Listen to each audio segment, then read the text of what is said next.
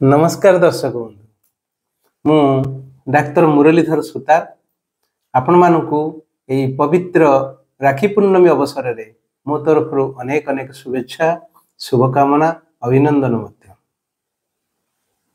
रक्षाबंधन एपरी एक सांस्कृतिक पर्व जेउठारे भौणी भाई मध्यरे प्रेम श्रद्धा रक्षार अतुट बंधन को प्रतिनिधित्व करे। यही दिन भौणीटीए तार भाई हाथ में राखी बांधी तार दीर्घायु एवं सुखमय जीवन पाई प्रार्थना करिथाए। भाई मध्य तार भौणी को सदा सुरक्षित करिया पाई प्रतिश्रुति देइथाए।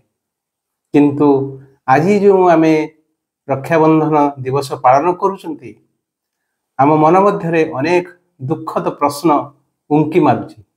सतरे कौन ये धागा नारी को सुरक्षा दे पारुछि? सांप्रतिक खबर कागज सामाजिक गणमाध्यम एवं वास्तव जीवन रे अनेक दुखद कहानी तार साक्षी। नीति नूतन धर्षण बलात्कार घरे घरे नारी मानंकु शारीरिक मानसिक निर्यातना इत्यादि इत्यादि। तेणु आजिर समाज रे भौणीटीए तार निजर सुरक्षा पाई भाई को मध्य संदेह करुछि।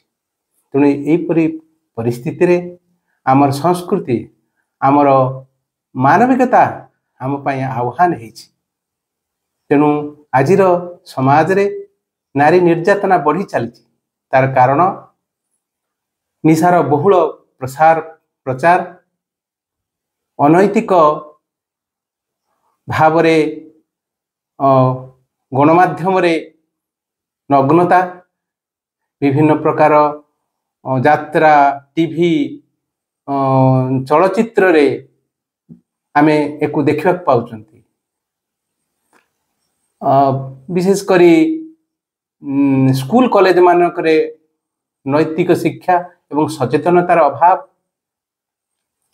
एवं कोहल एवं विलंबर न्याय व्यवस्था एगुड़ी को यदि आमे सुधार करण न आनती तेबे नारी निर्यातना को बंद करिया कठिन हो पड़िबो। तेणु आज जो आमे रक्षाबंधन पालन करुछंती यह केवल एक सांस्कृतिक पर्व नुहे बरं यह नारी को सुरक्षा एवं सम्मान दबार अवकाश। तेणु यह एक केवल मात्र धागा नुहे, एक विश्वासर धागा, एक प्रेमर धागा, एक दायित्वर धागा।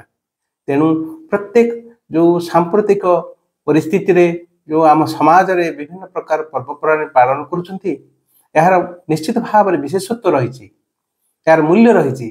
किंतु जदि आमर मानवीय मूल्यबोध एवं संस्कृति एवं नैतिकता को आमे रक्षा करि न पारंती तेबे यार अर्थ भी न हो पड़िबो। तेणु आज दिन रे आसंतु आमे शपथ करिबा नारी को सम्मान देवा एवं सुरक्षा मध्य एवं परस्पर मध्य विश्वास एवं प्रेम भाव को सुदृढ़ करिबा। आज एतिक कहि विदाय नउछि। नमस्कार।